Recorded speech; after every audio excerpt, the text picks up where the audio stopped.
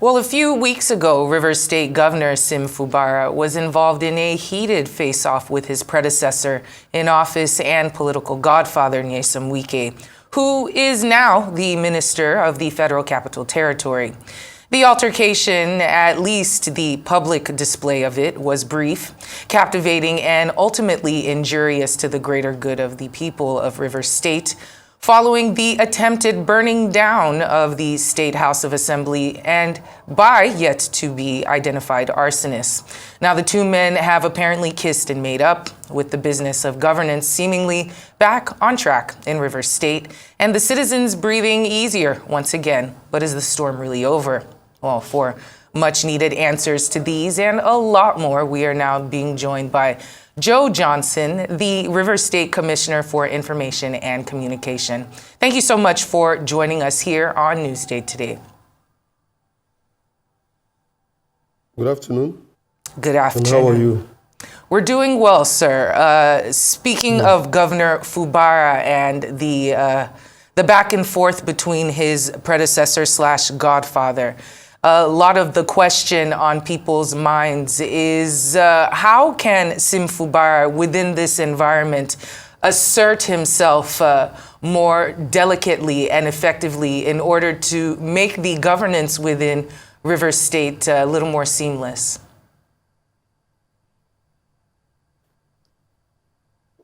Well, if that's a question, it means that we need to provide an answer. As a matter of fact, Sim Fubara, His Excellency, the governor, has been up and doing. The government is on track and is delivering the dividends of democracy to Rivers people. And I'm sure that if you've been keeping track with events since the beginning of the Wahala, as it were, things have been on course. Have things really been on course? We know that the president had to step in at some point when there was an attempt to have him impeached based on those that, in the Rivers State House of Assembly, those who are loyal to Minister Wike. So are things really going on smoothly?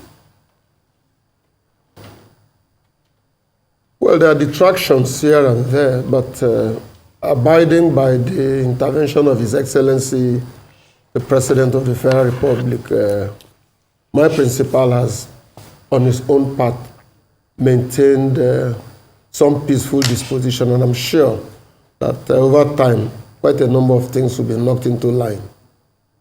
Well, we hope so. What level of control does Governor Fubara currently have within Rivers State? It is rumored that Governor Wike is still controlling not only the PDP within Rivers State, but also the APC Rivers State. How true is this rumor? I don't have an answer to it. The reason being that the governor, as a matter of fact, is up and doing with the responsibility of a governor. So when you say control, I don't know how anybody else will be controlling when he's the chief executive officer of the state. The governor, Governor Sim Fubara, is in charge and is in control of the affairs of the state, fully in charge. If you ask me, 100%. Well, based on a recent interview, I believe, the governor made it clear that he will not surrender the state to blackmail and intimidation. And on his part, Minister Wike is said to be accusing Fubara of neglecting the structure that brought him into power. Based on this premise, and of course when you also factor in the attempt to impeach him, and also when you know that the Rivers State House of Assembly is divided based on those who support Minister Wike and Governor Fubara, how prepared are you for a similar move to be made to probably frustrate his efforts at governance? Well, naturally when two people are at war, everyone will try to deploy the best skill, and I'm sure that Governor Fubara is is doing his best as a pacifist and to ensure also that the state is under control. I know that there are two factions and in the struggle for who is the Speaker of the House, and that matter is before the jury. And as a legal scholar, I may restrain myself from discussing that matter.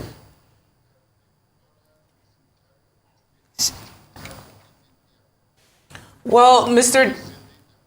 Johnson, I just want to piggyback off of a little bit of what I asked you in the last question.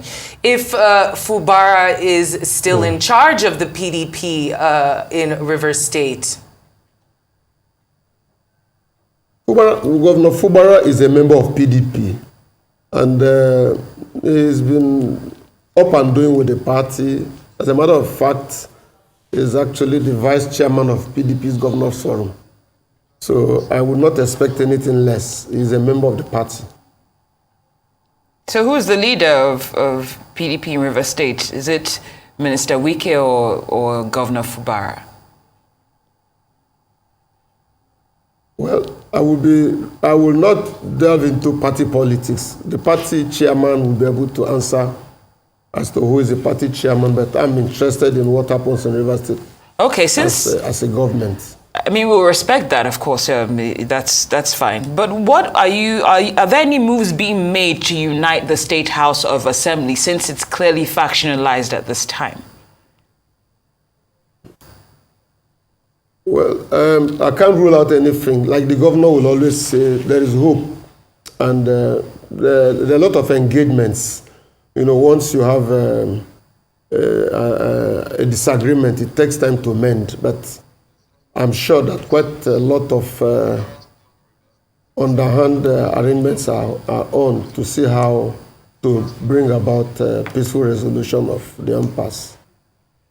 Well, you know, there's a saying that says when elephants fight, it's the grass that suffers. So it's the people of Rivers State right now that are in the aftermath of this war between the godfather and son. What does Governor Fubara have in the pipelines for the people of Rivers State? We know past administrations, there were commissions of roads, there were implementations of lots of services in order to improve the lives of Rivers State people. Unfortunately, due to this war that they've been having, none of that discussion has happened. And it's been a couple of weeks since his governorship has been cemented. So what does he have in plan in the pipelines for the betterment of the lives of Rivers indigents? Well, quite a lot. We came with a 12-pillar agenda on a 37-page blueprint. And then about 6 major areas: agric, education, industrialization, or industrialization of Rivers State. Quite a lot in the health sector, and in the urban development and housing. I can say that last Saturday, His Excellency signed an MOU with 2 private developers, one that will develop the motor spare parts market, you know, and then the other will do a 20,000 affordable housing for low-income earners. That's just what had happened in the last 1 week, and before then, we had commissioned an ultra-modern health sector that 2 of them were commissioned almost simultaneously on the same day. And quite a lot is happening in the area of education. We have schools that have been remodeled and are waiting to be commissioned. We have the university, and above all, the civil servants who had not been paid or had not been promoted in the last 10 years have had their first promotion, and our wage bill had gone up on the part of the teachers by about 2.3 billion.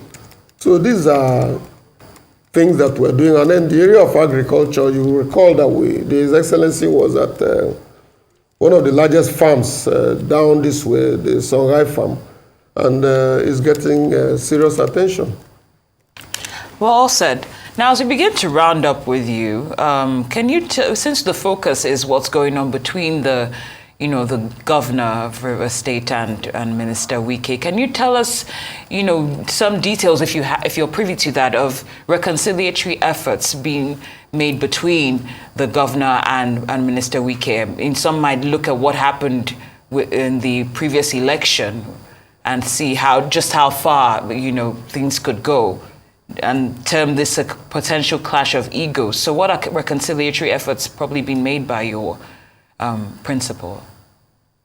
If you listen to His Excellency during the legal year 2023 and then the 2024 reopening, you would hear that he still acknowledges the fact that His Excellency, the Minister of the Federal Capital Territory, is his master. He calls him Oga as a matter of fact, so it's enough to tell you that he still respects him. And when a father and a son quarrels, there will always be room for reconciliation. I'm sure also you are aware that the elders of the state, particularly from the PDP extraction, have been on the matter, and I'm sure that it will be resolved.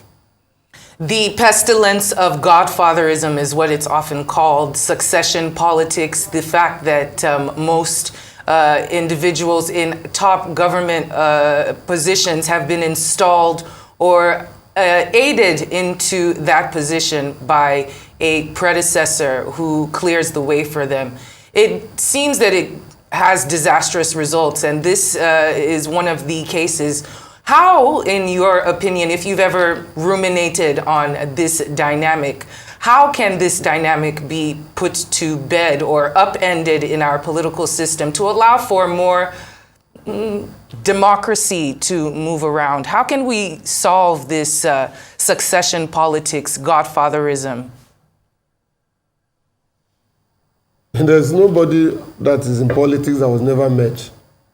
And the kind of politics we play is a politics where, you must lean on the shoulder for you to be lifted. So I don't see it out of it in a long while, because our level of development has not reached what you find in Sena climes. But I must tell you that is hydra-headed, to the point that you must lean on the shoulder, because it's more like survival of the fittest. So if you must lean on the shoulder, it's a possibility that this history might repeat itself when, Governor Fubara is bowing out. Then whoever's supposed to succeed him might see this play out, since you say that it's impossible, right? If you look at the trajectory, if you look at how the sequence of succession, you discover that you must lean on the shoulder. Well, Joe Johnson, thank you so much for joining us today, the Commissioner for Information from Rivers State. Thank you, too, for joining us for this discussion.